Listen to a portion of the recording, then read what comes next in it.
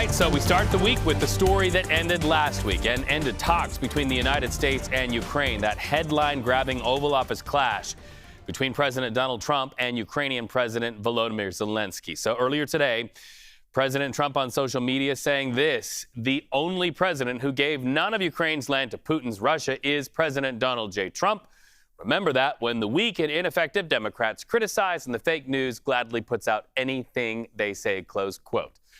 Meanwhile, Ukrainian President Volodymyr Zelenskyy holding strong against Trump's tirade, saying Ukraine is fighting for the normal and safe life and to force Russia to stop its attacks. We need greater collective strength from the world. And we can also tell you European leaders by today say they will stand with Mr. Zelenskyy if Team Trump won't. The UK and France now say that they will take the lead on constructing a new peace plan. They say they'll bring that plan to the desk of President Trump for review. So that's a path forward that National Security Advisor Mike Waltz says the administration welcomes. Listen. Well, we welcome the Europeans taking a lead in European security. I mean, that's been an underpinning. They have to invest in the capability to do that. They're certainly shown a will, and both Starmer and Macron showed that will last week before Friday. We also had the NATO Secretary General on the phone with the president before President Zelenskyy came in. So we welcome Europe stepping up for Europe, but they have to also invest in the capabilities to do so. And all of that was evident and repeatedly communicated with the Ukrainians before Friday, and he could have then left with an economic guarantee that would have benefited Ukraine and I think the world for a generation. So it's really confounding to us why we had kind of such hostility coming into the room. Let's go live to Washington, D.C. and CBS News senior White House and political correspondent Ed O'Keefe. He says they're confounded why, but isn't it the position of Mr. Zelenskyy that he didn't want to sign off on that economic deal until security was assured? That's right, and so we are waiting to see how the Americans might react to what the Europeans put together over the weekend, this so-called coalition of the willing that will be led by the British and the French, with hundreds of millions, if not billions of dollars now. It's going to need to be spent by Europeans who weren't necessarily planning on it and had for so long, of course, relied on American support.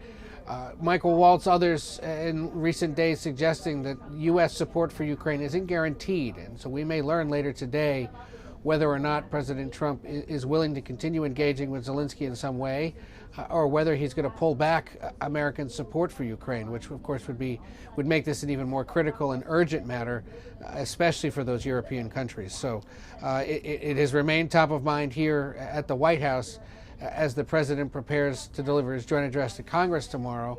But obviously, as it remains a real critical security risk to all of Europe, should the agreement with the United States fall apart. Right, and we were just looking at video over the weekend of British Prime Minister Keir Starmer meeting with the Ukrainian president. What are European leaders having to say by this morning? Well, as you reported, as we mentioned, he is helping stitch together some kind of coalition that will see several European countries step up their military spending and deployments. To where exactly, to what extent, and whether or not the United States is sort of blesses it or is involved in some way remains to be seen. All of it would certainly be welcomed because, as you heard the National Security Advisor there say, Europe should be stepping up for its collective defense, and many European leaders have said for years that they understand they need to do more of that. But not every country in Europe is going to be able to contribute in any big way.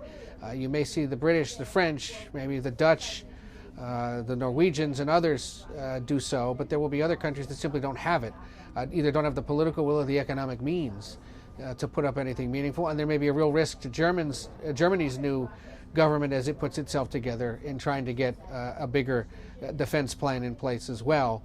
So all of it being stitched together at a time when this president is still trying to sort out what exactly to do next, and we'll see if there's any attempt by the Ukrainians and the Americans to talk again at some level to try to salvage that economic security package and find a way to proceed.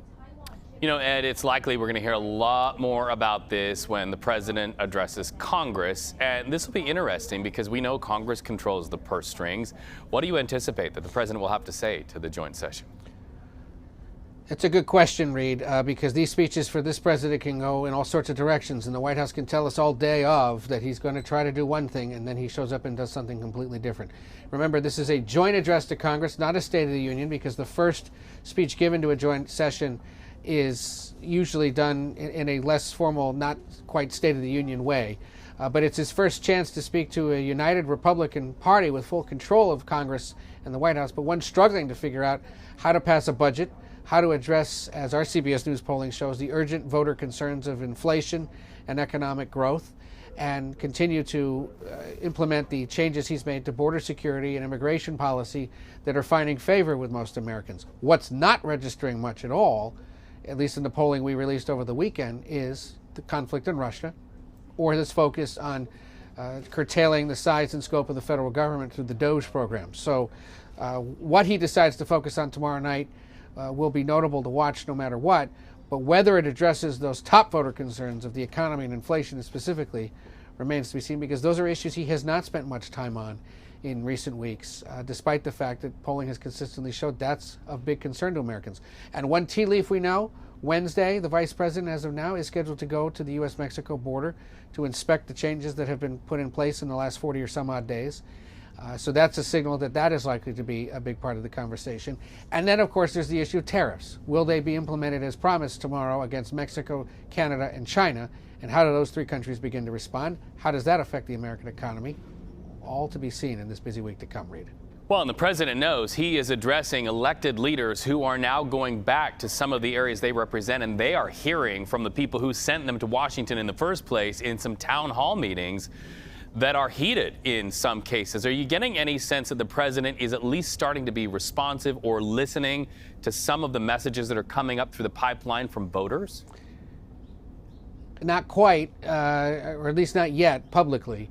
He may be hearing about it from his team or from members who contact him, but there's been no public acknowledgement by him, at least, of that concern, of that anger. Instead, he's been standing by the DOGE system that has implemented these changes and has once again expressed public support for Elon Musk and his push to do this at a time when, as you said, there is growing public concern and discontent over the changes that are being made, and the concern that certain things, certain services won't be accessible or won't be as fast or nimble in the future should these layoffs persist and be put in place. But you're right, there are a handful of Republican lawmakers who've been hearing it now from constituents, somewhat organically, some in more organized fashions.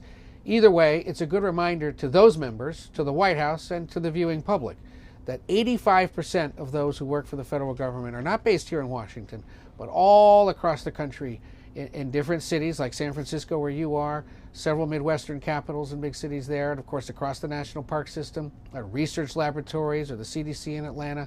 And so the pain of this, the concern about it, will be expressed to Republicans and Democrats across the country in big ways, because in a lot of cases, those federal centers or those federal places of employment are big economic drivers for the rest of those congressional districts, and it'll cause great concern. Senior White House and political correspondent Ed O'Keefe, somebody who makes me stand a little taller when I share the screen with him. Thank you so much. On a Monday, we'll see you back here another time on CBS News 24/7. So we will have all-day coverage of President Trump's joint session with Congress leading up to a primetime special hosted by our very own John Dickerson, Maurice Dubois, and Margaret Brennan. You can watch that on CBS and streaming on Paramount+.